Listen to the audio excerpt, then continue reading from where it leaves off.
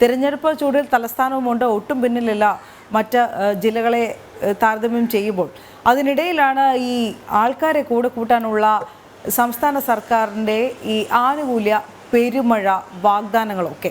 അത് ഇത്രയും നാളും ഒരുപക്ഷെ പിണറായി സർക്കാർ ഇത് കണ്ണടച്ചിരിക്കുമ്പോൾ ഈ തെരഞ്ഞെടുപ്പ് അടുക്കുമ്പോൾ മാത്രമുള്ള വോട്ടർമാരോടുള്ള സ്നേഹം ഇത്തവണ പുതുക്കുകയാണ്.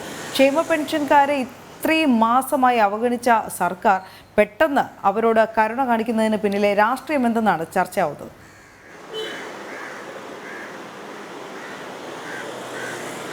Anu, good morning. നമസ്തേ. അനു സൂചിപ്പിച്ചതുപോലെ തന്നെയാണ് തലസ്ഥാനം തെരഞ്ഞെടുപ്പ് ചൂടിലാണ്. കഴിഞ്ഞ ദിവസങ്ങളിൽ ഇവിടെ ഒരു ആശ്വാസമായി വേനൽ മഴ എത്തിയെങ്കിലും ആ ഒരു തെരഞ്ഞെടുപ്പ് ചൂട് കെട്ടിട്ടില്ല എന്നുള്ളതാണ് ഏറ്റവും പ്രധാനപ്പെട്ട കാര്യം. അനു സൂചിപ്പിച്ചതുപോലെ തന്നെയാണ് ഒരു ഭാഗത്ത് തെരഞ്ഞെടുപ്പ് പ്രചാരണം ശക്തമായി നടക്കുന്നു, ഗ്ലാമർ പോരാട്ടങ്ങൾ നടക്കുന്ന രണ്ട് മണ്ഡലങ്ങൾ തലസ്ഥാന ജില്ലയിലാണ്. ഒന്ന് തിരുവനന്തപുരവും മറ്റൊന്ന് ആറ്റിങ്ങലും. ആറ്റിങ്ങലിനെ പറ്റി നോക്കുകയാണെങ്കിൽ കേന്ദ്രമന്ത്രിയും ഒപ്പം തന്നെ ഒരു എംപിയും എംഎൽഎയും പോർക്കളത്തിലുണ്ട്.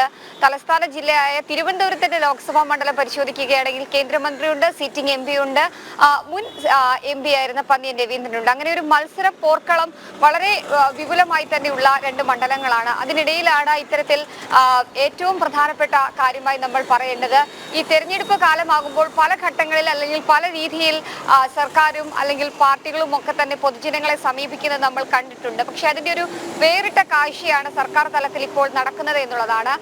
കഴിഞ്ഞ മാസത്തെ പെൻഷൻ ഉൾപ്പെടെ അല്ലെങ്കിൽ മുടങ്ങിക്കിടന്ന പെൻഷൻ ഉൾപ്പെടെ ഈ മാസത്തെ പെൻഷൻ ഉൾപ്പെടെ മൊത്തം 8 മാസത്തോളമുള്ള പെൻഷനായിരുന്നു സർക്കാർ തലത്തിൽ നൽകാനായിട്ടുള്ളത്. മാർച്ച് വരെ അത് കൃത്യമായി പരിശോധിക്കുകയാണെങ്കിൽ 7 മാസത്തെ പെൻഷൻ, അതിൽ 1 മാസത്തെ ഗഡുവാണ് കഴിഞ്ഞ ദിവസങ്ങളിൽ സംസ്ഥാന സർക്കാർ വിതരണം ചെയ്തത്.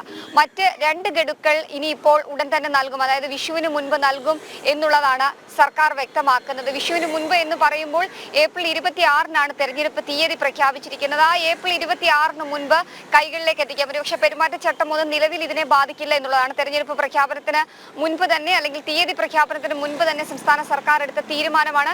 ധനമന്ത്രി ഔദ്യോഗികമായി പ്രഖ്യാപിച്ചതാണ് 2 മാസത്തെ ഗഡു തുക 3200 രൂപ ആളുകളുടെ കൈകളിലേക്ക് എത്തിക്കുമെന്നുള്ളത്. പക്ഷേ അവിടെയാണ് തെരഞ്ഞെടുപ്പ് രാഷ്ട്രീയം എന്നുള്ള ഏറ്റവും വലിയൊരു ചോദ്യം അല്ലെങ്കിൽ ഏറ്റവും വലിയൊരു കാര്യം പുറത്തു വരുന്നത്.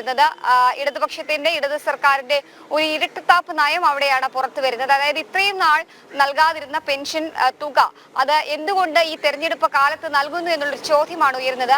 അപ്പോഴും മറുഭാഗത്തൊരു ചോദ്യം ഉയരുന്നത്, മറ്റ് കുടിശ്ശിക കിടക്കുന്ന 4 മാസത്തെ പെൻഷൻ തുക അത് എന്ന് സർക്കാർ നൽകും അല്ലെങ്കിൽ അത് എന്ന് തീർപ്പാക്കി നൽകും എന്നുള്ള കാര്യത്തിൽ ഔദ്യോഗികമായൊരു പ്രഖ്യാപനം നടത്താനോ അതിലൊരു പ്രസ്താവന നടത്താനോ ധനമന്ത്രി KN ബാലഗോപാൽ തയ്യാറാകുന്നില്ല എന്നുള്ളതാണ് ഏറ്റവും പ്രധാനപ്പെട്ട കാര്യം. കഴിഞ്ഞ ദിവസങ്ങളടക്കം നമ്മൾ കണ്ടതാണ് സംസ്ഥാനത്തെ ധനപ്രതിസന്ധിക്കൊക്കെ കാരണം മുൻ ധനവകുപ്പും അല്ലെങ്കിൽ മുൻ ധനമന്ത്രിയും ഒക്കെയാണ് എന്നുള്ള വിമർശനങ്ങൾ ഉന്നയിച്ചുകൊണ്ട് പലരും രംഗത്തെത്തുന്ന സാഹചര്യം ഉണ്ടായിരുന്നു. പക്ഷേ ഇവിടെ അത്തരത്തിൽ പഴിചാരിക്കൊണ്ട് രക്ഷപ്പെടാനാകില്ല. കൃത്യമായി ഇടതുപക്ഷത്തിന്റെ 2ാം പിണറായി സർക്കാരിന്റെ രാഷ്ട്രീയം പുറത്തു വരികയാണ് അല്ലെങ്കിൽ രാഷ്ട്രീയ കളി പുറത്താകുന്നു എന്നുള്ളതാണ് ഈ ഒരു പെൻഷൻ വിതരണത്തിൽ നിന്ന് നമുക്ക് മനസ്സിലാക്കാൻ സാധിക്കുന്നത്.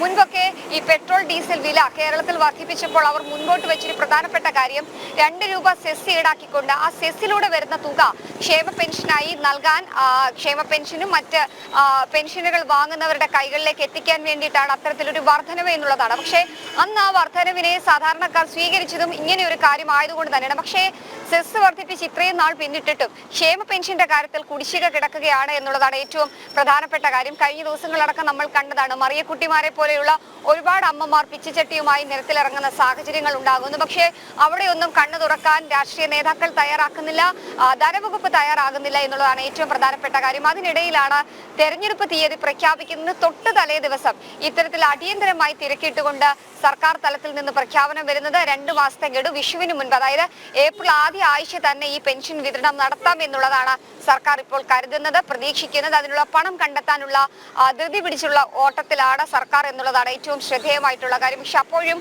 സാധാരണക്കാർ ചോദിക്കുന്ന ഒരു ചോദ്യം അതാണ്, എവിടെയാണ് സഖാക്കന്മാരെ അല്ലെങ്കിൽ എവിടെയാണ് സർക്കാർ 4 മാസത്തെ പെൻഷൻ തുക എന്നുകൂടി അവർ ചോദിക്കുന്നുണ്ട്. ആ കാര്യത്തിൽ ഇതുവരെ സംസ്ഥാന സർക്കാരിന് കൃത്യമായ ഒരു ഉത്തരം നൽകാൻ കഴിഞ്ഞിട്ടില്ല. അനു.